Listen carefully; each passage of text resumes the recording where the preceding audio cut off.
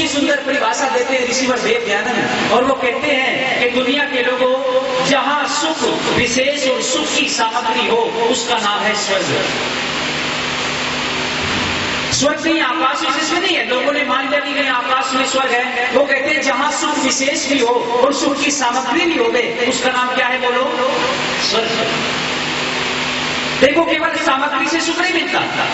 सुख की सामग्री तो आप बाजार से भी खरीद सकते हैं। अच्छा, टेलीविजन सुख की सामग्री है कि नहीं? टेलीविजन को आप बाजार से खरीद सकते हैं, तो टेलीविजन से को लेकर के आप घर में आ गए, बाजार से खरीद कर गए, लेकिन ये निश्चित नहीं है कि उससे सुखी मिलेगी। अच्छे टेलीविजन में बहुत अच्छी मूवी आ रही हो, पिक्चर आ रही हो, और घर में सास बहू में लड़ाई हो जाए, एक कोने में बैठ करके सासू हो रही है और दूसरे कोने में बहू टीवी की ईमानदारी से चल रहा है, तो क्या उस पिक्चर में आनंद आएगा? तो पता चला कि सामग्री में सुख नहीं है। वहां ऋषिवर देव दयानंद ने लिखना पड़ा कि सुख विशेष और सुख की सामग्री दोनों होनी चाहिए, तो वहां स्वर्ग है। एक छोटी सी चर्चा निवेदन के साथ मैं कर रहा हूं आपके बीच में। आपने नाम सुना होगा माता बहनों सीता का, सारी जानती है ना सीता। सीता और राम जिस समय वनवास को गए थे 14 वर्ष के वनवास के लिए, उस समय एक स्थान पर जाकर के उन्होंने कुटी बनाई थी। उस स्थान का नाम क्या था? पंचवटी। पंचवटी पर जाकर एक कुटी बनाई। अब दोनों वहां पर बैठे हुए थे, कंदमूल फल खाने के बाद में अब दोनों में, राम और सीता में आपस में संवाद चला। और देखिए, दो चीजें होती है सज्जनों, एक होता है संवाद और दूसरा होता है विवाद। जहां दो व्यक्तियों में प्रेम पूर्वक चर्चा हो रही हो उसको कहते हैं संवाद, और जहां ये प्रेम क्रोध का रूप ले ले तो क्या बन जाता है? विवाद। तो राम और सीता में प्रेम पूर्वक चर्चा हो रही है और संवाद भी कितना इंटरेस्टेड चल रहा है। बैठे बैठे आपस में बात कर रहे थे मुस्कुराते हुए। सीता माता कहने लगी प्रभु राम से कि हे प्रभु राम, देखो मेरे चरण कितने सुंदर। सीता ने क्या बोला कि प्रभु मेरे चरण कितने सुंदर है। बस इस सुनने के बाद में राम कहते लगता है सीता आज तो चर्चा करना चाहती है, इसलिए मन में विचार किया और कहने लगी सीते तुम्हारे चरण सुंदर नहीं है, चरण तो मेरे। अब राम कहते मेरे चरण सुंदर है और सीता कहती है कि मेरे चरण सुंदर है। अब दोनों में से चरण किसके सुंदर है फैसला कौन करेंगे? क्यों, जब दो व्यक्तियों में चर्चा होनी तो चाहिए ना फैसले के लिए, तो एक तीसरा व्यक्ति चाहिए फैसले के लिए। कुछ दूरी पर कौन बैठे हैं? लक्ष्मण। थोड़ी दूरी पर लक्ष्मण बैठे और लक्ष्मण के पास वो बैठ करके धनुष बना रहे थे और बनाते बनाते राम ने आवाज दी, भैया लक्ष्मण इधर आओ। याद रखना सज्जनों, लक्ष्मण ऐसा भाई था, ऐसा प्रेम भाई का था।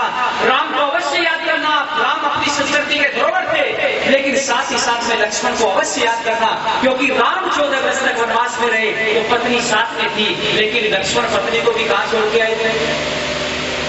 अयोध्या क्यों छोड़ के आए? लक्ष्मण का त्याग राम से बड़ा था। लक्ष्मण ने विचार किया था, उर्मिला से जाते समय कहा था कि मेरी उर्मी मैं अपने भैया बड़े भाई राम की सेवा जंगल में जाकर के करूंगा, और मैं अपनी माँ कौशल्या को तुम्हारे सहारे छोड़ करके जा रहा हूँ, मेरी माँ को कोई कष्ट न होने देना, इसकी सफलता पूर्वक सेवा। कैसा धर्म था, कितने महान भाई थे। ये कल्चर है हमारी, संस्कृति है। अभी भाई रविकांत जी ने मुझे कुछ लिख करके दिया था और कहते भरत के बारे में थोड़ा सा संक्षिप्त। याद रखना सज्जनों, इस संसार के अंदर भरत जैसा भाई कोई हो नहीं सकता। जिस भाई ने इतने बड़े चक्रवर्ती साम्राज्य के अंदर रहते हुए करोड़ों अरबों खरबों संपत्ति का मालिक होते हुए एक सन्यासी का जीवन जिया, उपयोगिया बनाकर और विचार किया मेरा भाई यदि जमीन पर लेटता है तो मैं अपने भाई से गड्ढा खोद करके नीचे लेटूंगा, उससे 4 फुट नीचे लेटने का प्रयास किया। ऐसा भाई, ऐसी उपमा संसार के अंदर मिल सकती है कैसे? किसी का इतिहास पढ़ करके देखना, आज ये संस्कृति से महान संस्कृति आपको नजर नहीं आएगी। लक्ष्मण आते हैं और राम कहते लक्ष्मण तेरी भाभी के लिए मेरे चरण सुंदर है, लेकिन मैं भी कहता हूँ मेरे चरण सुंदर है। आज फैसला करना है कि दोनों में से किसके चरण। अब यहाँ लक्ष्मण के सामने धर्म संकट आ गया, एक बहुत बड़ा संकट है। क्यों? क्योंकि यदि भाभी के चरणों को सुंदर बताया तो भैया राम रुष्ट हो जाएंगे, और यदि भैया राम के चरणों को सुंदर बताया तो भाभी सीते आज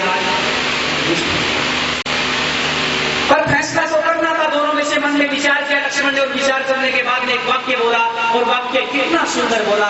वो कहने लगे भाभी सीते माता सीते तुम्हारे चरण सुंदर है। देखो वाक्य ये बोला भाभी सीते आपके चरण सुंदर है, ये नहीं कहा कि आपके ही चरण सुंदर है। यदि ही शब्द लगा देते तो फैसला हो जाता, पर फैसला नहीं किया। इतना सुनते ही सीता प्रसन्न हो गई और प्रसन्न होकर के कहने लगी मुझे पता है देवर तो मेरा ही है, मेरी तरफ की बात करेगा तो मैं ठीक फैसला। पर इतना सुनने के बाद में लक्ष्मण एकदम से बदल गए, मन में विचार करने लगे कहीं भाभी को विमान न हो जाए, इसलिए कहने लगे भाभी आपके चरण सुंदर नहीं है, चरण तो भैया राम के। अब राम के चरणों को सुंदर बताया तो राम प्रसन्न हो गए। अब लक्ष्मण ने फिर बदल गए, लक्ष्मण कहने लगे भैया राम चरण आपके भी सुंदर। अब राम कहने लगा लक्ष्मण ये पहेलियां क्यों गुजर रहा है? मुझे पता है कि दार्शनिक है, बहुत इंटेलिजेंट है, बहुत बुद्धिमान है, लेकिन पहेलियां क्यों गुजर रहा, फैसला क्यों नहीं करता ठीक ठीक। अब लक्ष्मण ने जो उत्तर दिया था गृहस्थियों, लक्ष्मण का उत्तर नहीं गहराई से लक्ष्मण बड़ा दार्शनिक व्यक्ति था। बहुत विचार करने के बाद में लक्ष्मण कहते हैं कि भाभी सीते आपकी सुंदरता के कारण आपके चरण सुंदर है। महर्षि वाल्मीकि ने लिखा है, लक्ष्मण कहते हैं कि भाभी सीते आपकी सुंदरता के कारण आपके चरण सुंदर नहीं है, आपके चरण तो सुंदर है क्योंकि तुम राम की अनुगामिनी हो, राम के पीछे पीछे चलने वाली हो, राम की आज्ञा का पालन करने वाली हो, उनके समस्त धर्म कार्यों में उनका साथ देवी। ये लक्ष्मण का कितना गजब का उत्तर दिया था। लक्ष्मण जी ये नहीं कहा था कि तुम पति को ठोकर मार करके आसाराम की शरण में जोधपुर की जेल में बंद 300 महिलाओं ने धरना दे रखा है बाहर, और सीता से यहाँ सीख लेने की जरूरत है। सीता वन में राम जा रहे थे और आज की पत्नी होती तो कहती कहीं जाओ घाट में, मैं क्यों जाऊं साथ साथ। लेकिन सीता ने कहा नहीं नहीं, मेरे पति यदि सुख भोगेंगे तो मैं भी उनके साथ में सुख का भोग करूंगी, और यदि मेरी पत्नी कष्टों को भोगेंगे तो मैं कष्टों में भी उनकी अर्धांगिनी बन करके चलूंगी। ऐसा प्रयास करने का प्रयत्न करेंगे। ये सीख देती है हमारा इतिहास। अब लक्ष्मण ने बड़े गजब का उत्तर दे दिया, और उत्तर सुनने के बाद में राम कहते अरे वाह लक्ष्मण तुमने तो कमाल कर दिया, कितना दार्शनिक उत्तर दिया है। लेकिन मेरे प्यारे ये भी बता तुमने मेरे चरण क्यों? अब बड़ी गहराई से उत्तर देते हुए कहते हैं कि अरे भैया राम आपका जो आचरण सुंदर है इसलिए तुम्हारे चरण सुंदर है। राम का आचरण बहुत उत्तम कोटि था, इसलिए पुरुषों को राम से सीख लेने की जरूरत है कि अपने आचरण को गंदा मत करना, अपनी पत्नी के विश्वास को जीत करके रखना, और पत्नी का धर्म है अपने पति को परमेश्वर मान करके उसके समस्त धर्म कार्यों में साथ देना, आधर्म से उसको रोकना। सारे संसार में आप लोग जाने गए, दो ही तो इतिहास है आप लोग, एक रामायण एक महाभारत। रामायण में सारी दुनिया में आप जाने गए, और महाभारत में सारी दुनिया में धिक्कार हुआ ये देश। क्योंकि दो ही चीजें होती है सज्जनों, एक विनाश और दूसरा विकास। और जहां त्याग है वहां विकास है, और जहां भोग की स्वार्थ की प्रवृत्ति है वहां विनाश है। इसलिए यजुर्वेद के 40वें अध्याय का पहला ही मंत्र कहता है कि ईशावास्यमिदं सर्वम यत्किंचित् जगत्यां जगत् तेन त्यक्तेन भुञ्जीता मा विधे कस्य सुजनम्। कि त्याग पूर्वक भोग करके चलोगे तो आपका जीवन अच्छा बन जाएगा, और जिसने त्याग किया इस संसार के अंदर वो महान बना। दोनों भाइयों को देखो आप, चक्रवर्ती राज्य को फुटबॉल बना दिया दोनों भाइयों ने। इस संपूर्ण विश्व के राज्यों को ठोकर मार रहे हैं। भरत से कहते हैं आप राज्य ले लो, पर भरत ठोकर मार के कहते हैं मुझे राज्य नहीं चाहिए, मुझे तो भाई चाहिए।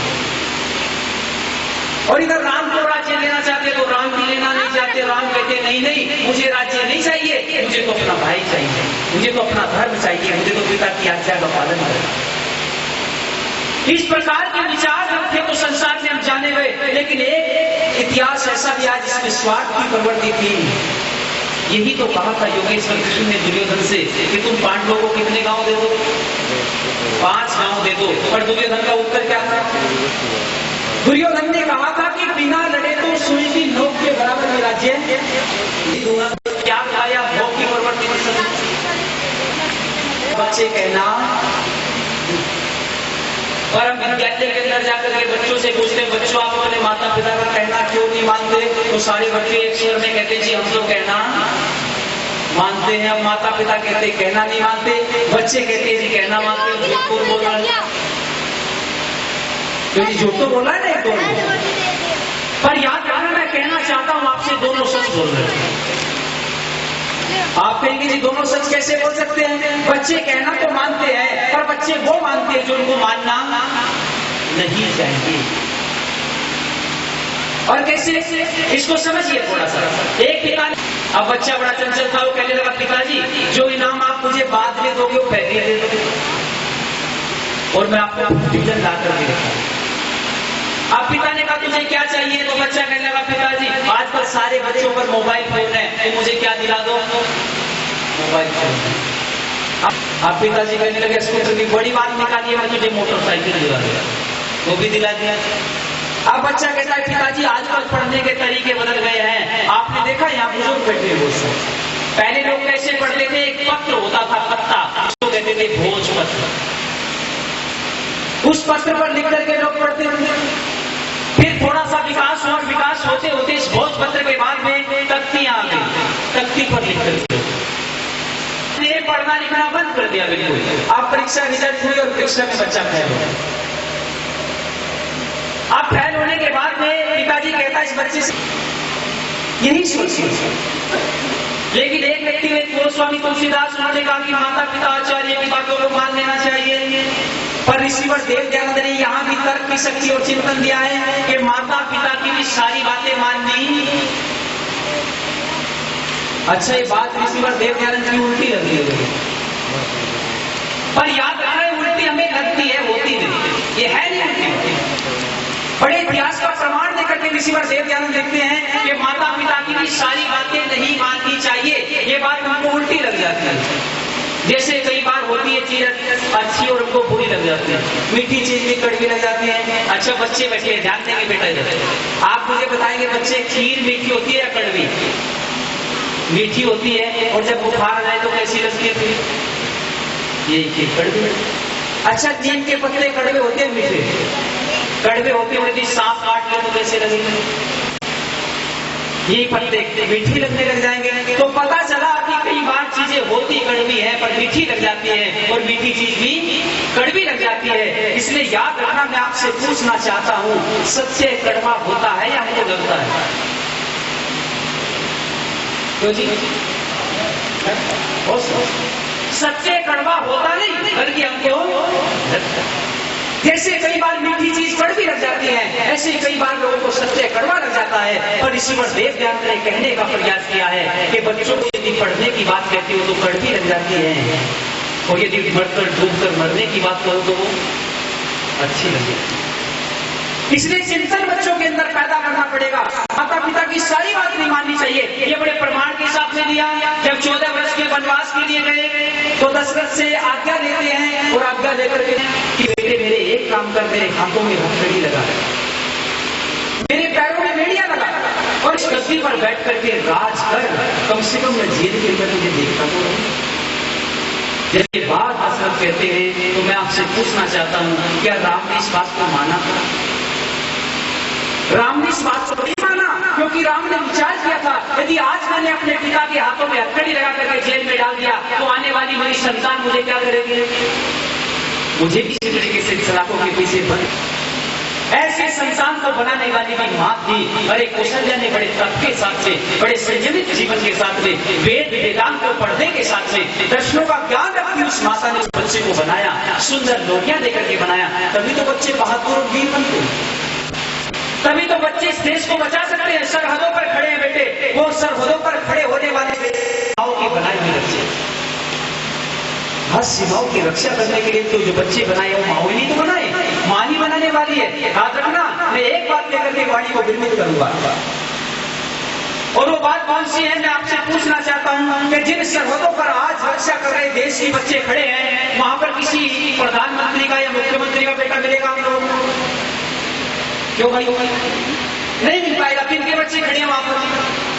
अरे प्रधानमंत्री जो छोड़िए आप मुख्यमंत्री को, किसी गांव के सरपंच का बेटा भी मिलेगा क्या? नहीं मिलेगा। वहां गरीब किसानों के बच्चे खड़े। सरहद पर उनके बेटे खड़े हैं, लेकिन मुझे बड़ा कष्ट होता है।